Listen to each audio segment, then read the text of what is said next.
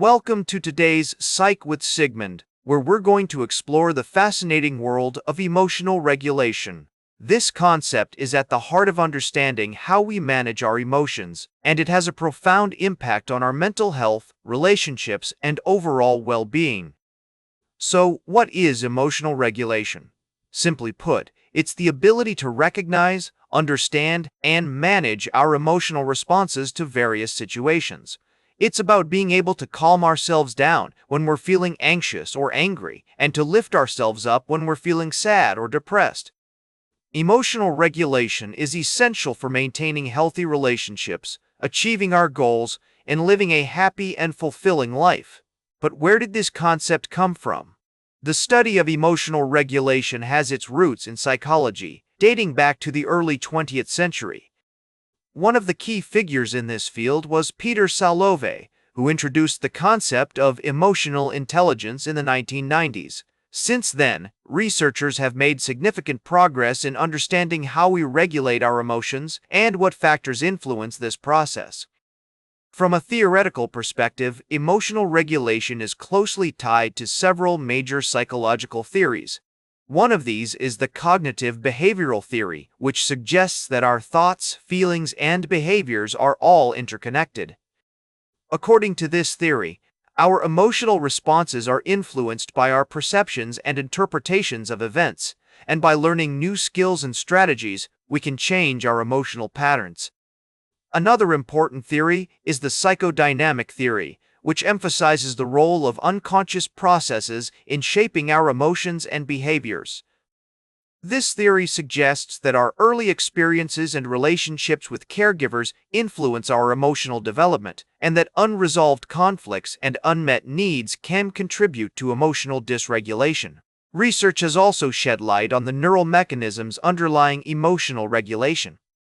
Studies have shown that the prefrontal cortex, amygdala, and hippocampus are all involved in processing emotions, and that imbalances in these brain regions can contribute to emotional difficulties. For example, individuals with anxiety disorders tend to have an overactive amygdala, which can lead to exaggerated fear responses. One of the most effective ways to improve our emotional regulation skills is through mindfulness practices, such as meditation and deep breathing exercises. These techniques help us develop greater awareness of our thoughts, feelings, and physical sensations, allowing us to respond more skillfully to challenging situations. Another approach is cognitive behavioral therapy, which focuses on identifying and changing negative thought patterns that contribute to emotional distress. By learning to reframe our perceptions and challenge distorted thinking, we can reduce symptoms of anxiety and depression and improve our overall mental health. Let me give you an example from my own practice. I worked with a client named Sarah who struggled with intense anxiety attacks. She would often feel overwhelmed by her emotions and wouldn't know how to calm herself down. Through our work together, she learned various emotional regulation strategies, such as journaling, self-monitoring, and cognitive reappraisal. With time and practice, Sarah became more skilled at managing her anxiety, and her relationships with others improved significantly. In addition to these approaches, research has also highlighted the importance of emotional labeling in regulating our emotions. This involves putting words to our emotions in order to better understand and manage them. Studies have shown that simply acknowledging and labeling our emotions can reduce their intensity and improve our ability to cope with challenging situations. For instance, a study published in the journal Psychological Science found that participants who labeled their emotions during a stressful task experienced reduced activity in the amygdala and increased activity in the prefrontal cortex, indicating improved emotional regulation.